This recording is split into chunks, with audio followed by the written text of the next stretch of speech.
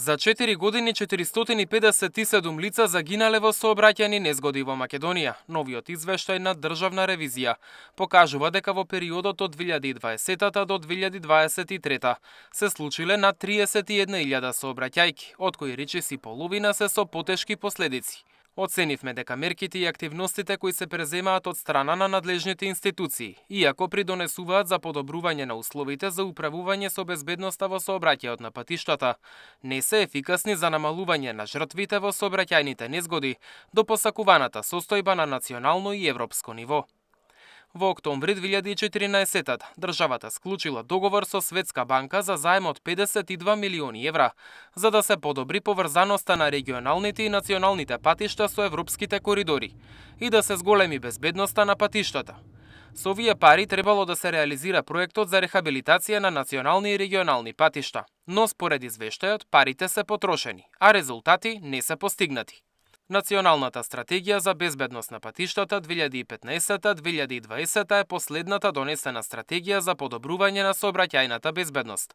Не е направена евалуација ниту извештај за тоа колку е спроведена, бидејќи владата не формирала тело задолжено за тоа. Ревизија утврдила дека целите не се постигнати.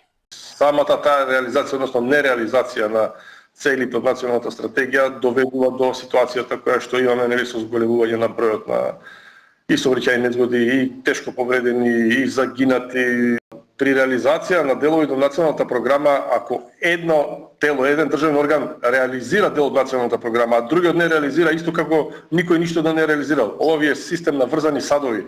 Ако некој нешто сработи, предвидено е дека и на оној другиот нешто треба да сработи за тие две да се поврзат меѓу себе реализација и да има некаков ефект. Според извештајот за 5 години, од 2019 до 2023, изречени се 45.000 глоби поради возење под дејство на алкохол. Полицијата пишала над 86.000 казни на возачи кои седнале зад воланот без возачка дозвола. Тој дел е алармантен дел, меѓутоа самиот систем, начинот на кој што се врши полагањето на возачкиот испит, системот како што е дизајниран, знаеме какви се недостатоци има и на што се луѓето се жалат во процесот на полагање на возачките испити, ги тера да едноставно дигнат рацот од полагање, вика па и не морам да полагам, ќе возам кола без возачка дозвола, затоа што знае дека реперкусиите за управување на моторно возило без возачка дозвола се никакви. Едноставно ќе плати некаква казна и продолжува да вози. Ревизорите забележуваат дека системот Безбеден град со кој раководи МВР е функционален и се одвојуваат средства за негово одржување, но не се користи за казнување на прекршоци поради недоволна законска регулатива. И покрај слабостите во системот, Македонија бележи нешто подобри резултати во однос на бројот на жртви во сообраќајни незгоди на милион жители, во споредба со останатите земји од Западен Балкан, со исклучок на Косово. Мартин Арсов, Сител телевизија.